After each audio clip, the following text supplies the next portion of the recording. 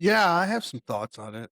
I've never understood why people want to disassociate themselves from the raising of their children. Just let other people do it.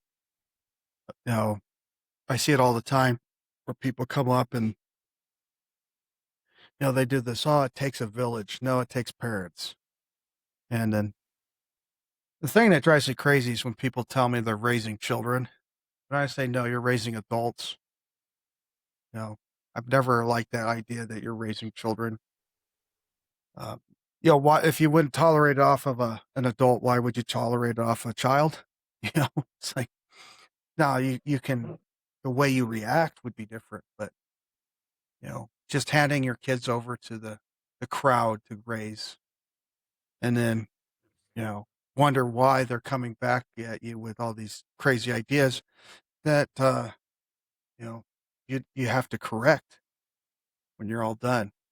Yeah, and we have Just to distinguish between the village of today and the village of, you know, 100, 200 years ago. It was much different. The village always, it, the village needed every member. The village needed every person to succeed and to grow.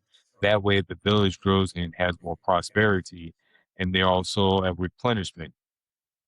Today, the village uh, mentality is different because it is, I'm giving this over that is the most precious to me to an entity that doesn't care except for self-aggrandizing and to legacy themselves.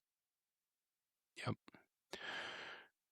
And it's also why when you really, especially the technocrats, and you listen to their writing or read their writings and listen to when they speak, they are obsessed with living forever.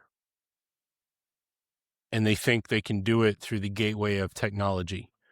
And basically, there will be a select few that will pass through that gateway and live eternally in the material world at the but the sacrifice, the trade-off is that there needs to be less people. Hmm. One, for management, more people, more management, more complexity, more people like us calling it out and saying, I see what you're doing. And then And they that also can become have, its own. they're also sacrificing themselves to a demigod, not just into technology, but old religious practices. They're trying to shortcut one way or another, and it doesn't end well. No. One thing that I show Cody a lot, I don't know if I've probably shown you this. It's just a image. Oh, Yeah. Here. You've probably seen this. and yeah, I think I that's have pretty seen cool. this. Is this the universe that is actually mirroring the brain? Yeah, or vice versa. Or it's all, yeah, it's all together. It's all part of the same system.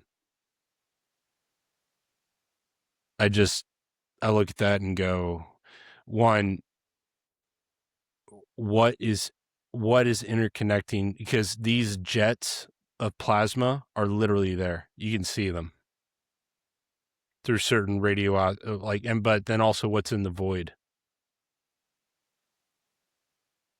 Is that the deep? The unknown potential, or but maybe we just can't see. Like, there's probably something there, we just can't see it. And hang on, sorry. And And the maybe unknown, our unknown, is because we can only get so yes, far. Once we get to that yes, point, then we're like, oh, there's another unknown. And then there's another because I think the universe is vast, more than we are able to comprehend, even though we try. And we got to try.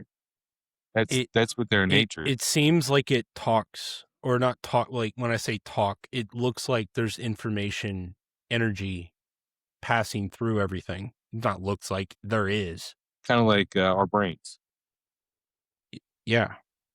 And yards, and I wonder if it's what we call, maybe it's not God specifically, like the ultimate G God, but the higher order entering in, and it made this network and system and created this perfect environment for humans to be, for us material flesh and blood, you know, to be aware and be with it in one, you know.